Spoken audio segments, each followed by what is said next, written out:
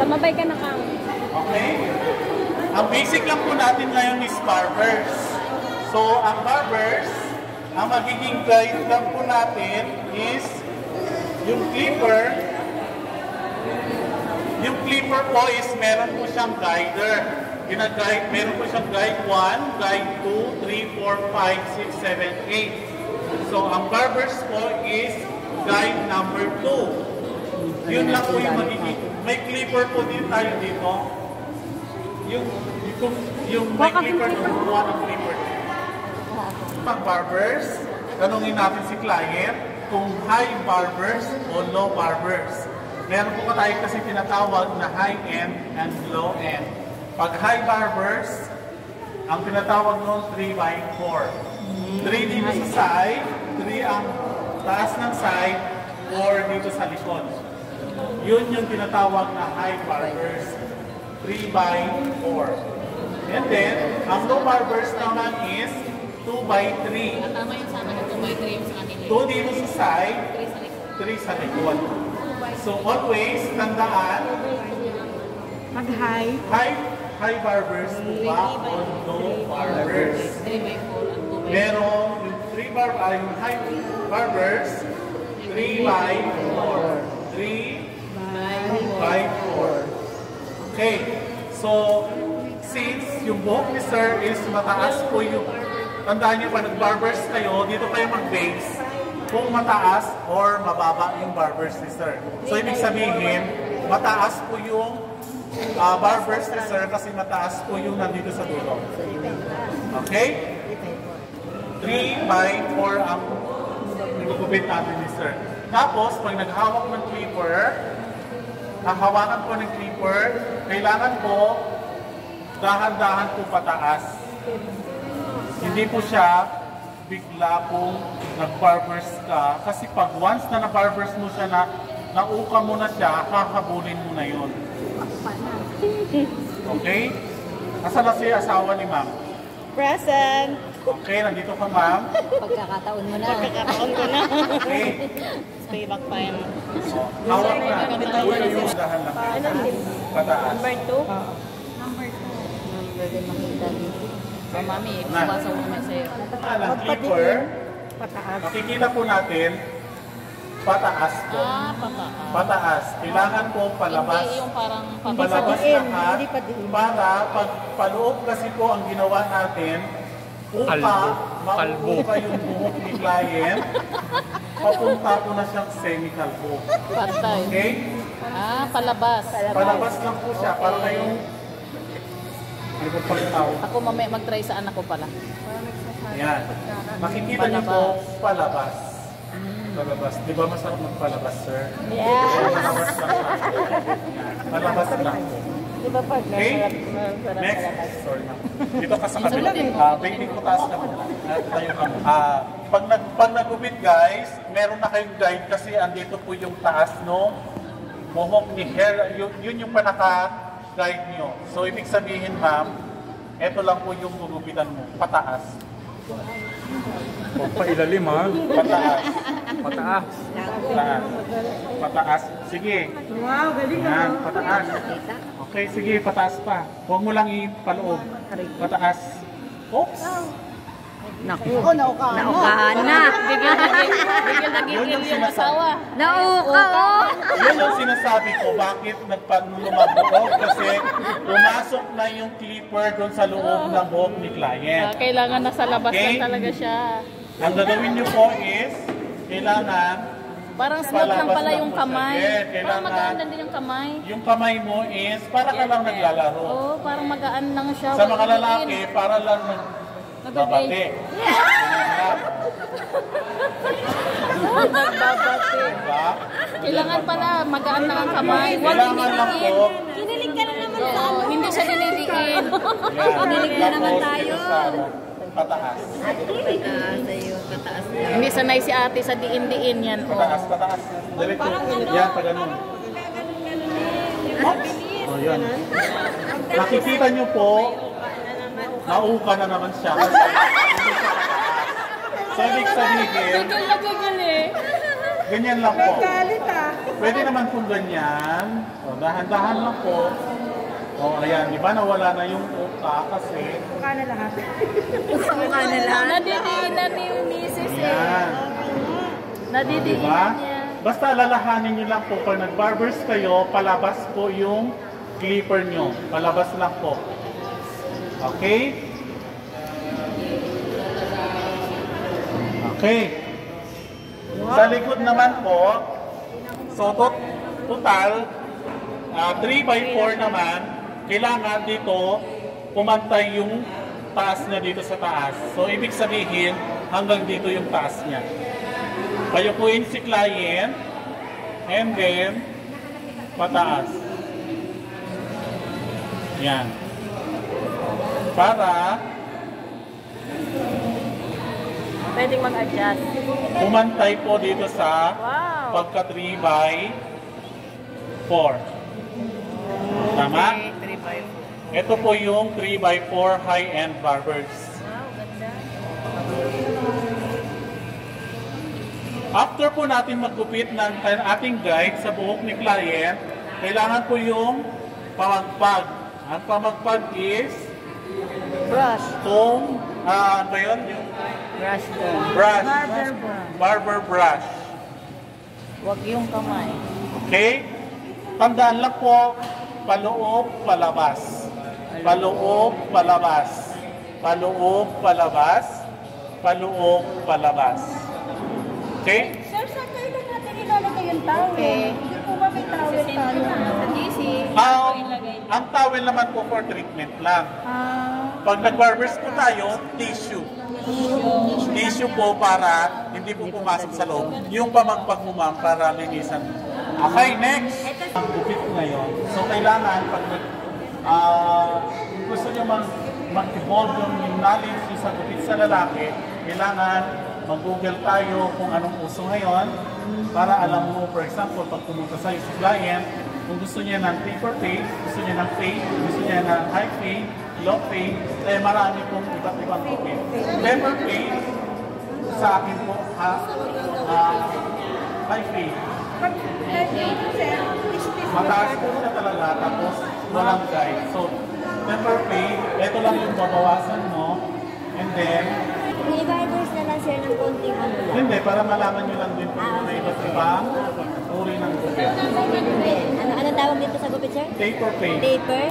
Yes. Fade. Ayan, dito lang sa patilya tayo nagbawas. Ayan lang yung binawasan sa May bulok niya. ina-adjust ba dyan sir? Wala. Wala po.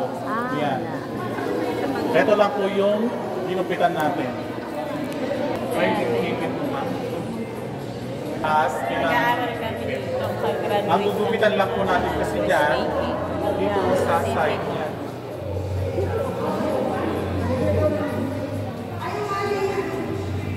Kaya kailangan pag gusto nyo matuto ng gupit ng panlalaki, kailangan po Google tayo para alam natin yung Mga tawag. mga latest style ng buhok.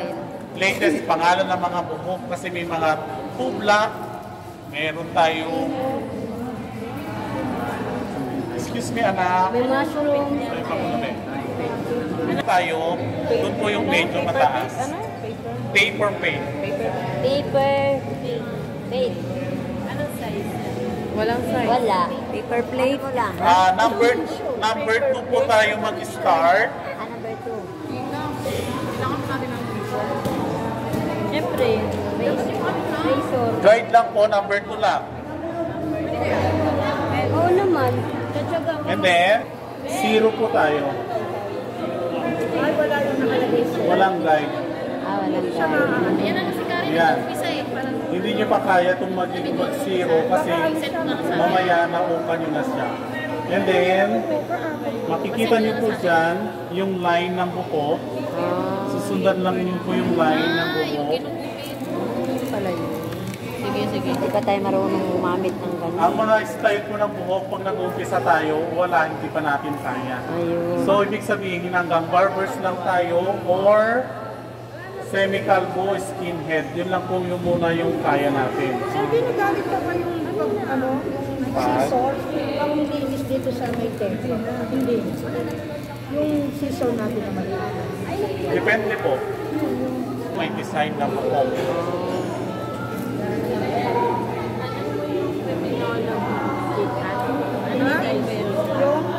Yes po, para po pumasok yung 3x4. clipper. 3x4. Yung ano? Pang-military. Army cut. Army cut, sir. Yes. 4x4. 4x4. Then, para sa likod, yun mo na. Yuko din. Yan ang galit ng asawa ko eh. Hirap na. Sa mga gwardiya, sa mga Pagka ganito kasi, tansyahan po yung kamay nyo. Kailangan po ma-manage mo yung Zero daw, zero. Oo. Malinis nga. Hindi pa tayo marunong. Ito yata. Barber. Mami Jo, anak mo? Opo. Ha? Hindi. Lalong pumogo ang ginugupitan. Pamerienda na yan. okay, lalim dito sa side, and then line lang po dito sa side. Ganda naman ang bukit. Kaya, mahirap po yung magugupit tayo na hindi natin alam yung igugupit natin sa client na gusto ni client. So, tayo mga beginners, hanggang barbers lang tayo or semi-calvo. Okay? Dito tayo kay sa client kung 2, 3, or 1. Meron po kasi gusto ng client na Dikit na dikit. skinhead, so 0. And then, gusto ni client na may buhok pa, 1. Ay, Gusto ni client na hindi masyadong kalbo, 2. So, Yung ganyan sir, kung ganyan kahaba, ilan yan? ano na to kasi ma'am, may 4 na to. Ang 4 na yung Okay, ganyan. pag nag-skinhead po tayo, dito po tayo mag-start. Okay, puntahan natin. Tapos, diretso lang po. Okay? Skinhead. Huwag kayo mag-alala kasi yung clipper naman is meron siyang guide at hindi naman po iiksi, hindi hahaba. Pantay po yung kanyang measure sa kanyang buhok. Sino po Dos ito? yan. Yan, ikaw, para matry mo. saan ka po nakahawak ng ang clipper po, kailangan careful. Pag once na nabagsak ko, this is 7 years na sa akin, hindi ko pa ito nabagsak, huwag lang ibabagsak ngayon. Pag ano sir, bumili niya isang set na, may dos, gano'n. Yes ma'am. May talim na yan. Huwag kang matakot na ano ma'am. Yan sir. Sagad. Sagad. Kasi meron po tayong guide. Okay. Sagad puti. Okay? Madali pala to. Yes, mas madali po ang semi. Patry. Okay? Patry. Parang Yes, gagawin mo. Parang i-semi-calvo mo, mister. Parang mas madali pa talaga, no? Semi-calvo. Pag semi-calvo po, dos. Gusto mo bang ganyanin na lang? Semi-calvo po tayo, dos lang po, hindi 3, hindi 4. Okay? Para hindi po kayo mahirapan po na kaganyan, dito naman po sa side, pwede naman po natin pataas. Ayan. Pwede na po pataas. Kahit anong angulo man ang gawin mo dito, kasi meron ka namang guide, magpapantay po yan. Magpapantay po siya. Okay, next. Sino po ang mga gustong hawak? Next naman, ma'am. Oh, next. Ingatan lang po itong clipper, ha? Ingatan Sir, lang pwede po. ako? Sa likod po, mataas din. Paano mo mahinahawakan yung tracer? Paano po hawakan yung tracer? Ganun. Kinilig na naman si Tapos, huwag ka matakot. Sige. Huwag ka matakot. Yan. Galing ah. Kailangan lang po yung pagdiin. Tirahan mo ako ah. Yan. Sige ma'am, ano lang ma'am. Ganyan. Okay, dito ka muna. Kailangan Pag sa bahay ka niyan, gawa yung- magalit yung anak ko pag Sige, sinampulan dyan ko. ka muna. Kasi mayroon lang mga excess. Ha? Okay, Sabi ni sir, mura lang. Sir ako nga sir. Merong natira. yan.